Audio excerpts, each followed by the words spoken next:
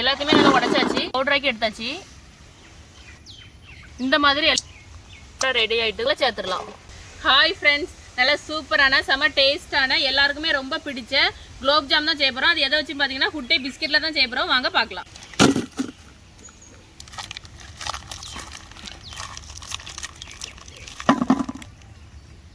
எல்லாத்தையுமே நல்லா உடைச்சாச்சு. இதை நல்லா பவுடர் ஆக்கிக்கலாம். இப்போ பவுடர் ஆக்கி எடுத்தாச்சு. இதை நல்லா மிக்ஸ் பண்ணிக்கலாம். இப்போ கொஞ்சம் சோடாப்பு சேர்த்துக்கலாம்.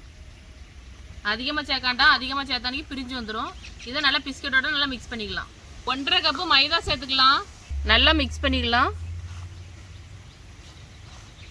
பிஸ்கெட்டோட நல்லா மிக்ஸ் பண்ணிக்கலாம். ஒரு 150 ml தண்ணி ஊற்றிக்கலாம். நல்லா நல்லா தேய்ச்சி எடுத்தாச்சு. இதை இப்போ ஒரு குவாலிக்கா உருண்டை அளவுக்கு நல்லா உருட்டி எடுத்துக்கலாம். இந்த மாதிரி எல்லாத்தையுமே உருண்டை பிடிச்சி எடுத்துக்கலாம். குலோப் ஜாம் செய்கிறதுக்கு ஃபஸ்ட்டு சீனி பாகு காய்ச்சிக்கலாம். இது மட்டும் தானே எடுப்பியா?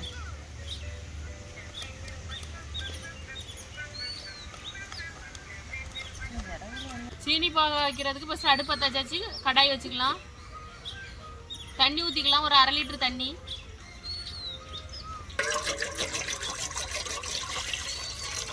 இதில் சீனி சேர்த்துக்கலாம்.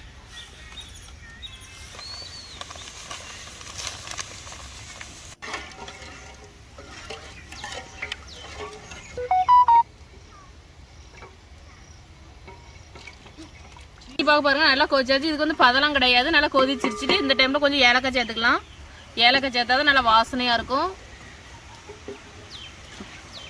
இப்போ இதை இறக்கிடலாம். நம்ம மூடி வச்சிருவோம். எல்லாத்தையுமே நல்லா ஈவனாக உருண்டை பிடிச்சி எடுத்தாச்சு. ஆயில் காஞ்சிட்டு நம்ம எல்லாத்தையும் ஒவ்வொன்றா போட்டு பொரிச்சு எடுத்துக்கலாம்.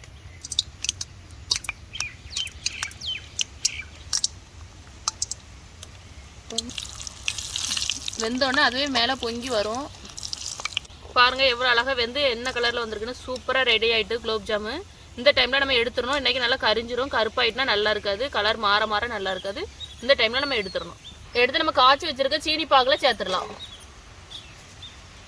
ஜாமுன்னு பொரிச்ச குலோப் ஜாமை சீனி பாகில் சேர்த்தாச்சு. இப்போ அதில் நம்ம 2 டீஸ்பூன் நெய் சேர்த்துக்கலாம்.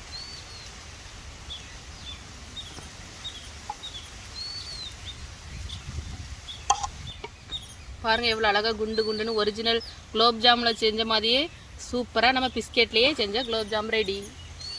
சூப்பரான good day biscuit gulab jam சூப்பராக ரெடி ஆயிடுச்சு. நல்லா டேஸ்ட்டாக இருக்குது. நல்லா குலோப் ஜாம் மாவில் செஞ்ச மாதிரி அதே டேஸ்ட்டில் இருக்குது. இதே மாதிரி நீங்களும் ட்ரை பண்ணி பாருங்கள். வீடியோ பிடிச்சா லைக் பண்ணுங்கள். மறக்காமல் வயக்காடு சமையல் சேனலை சப்ஸ்கிரைப் பண்ணுங்கள். பாய். பாருங்கள் எவ்வளோ அழகாக சாஃப்டாக பஞ்சு போல் எவ்வளோ அழகாக ரெடி ஆகிருக்குன்னு.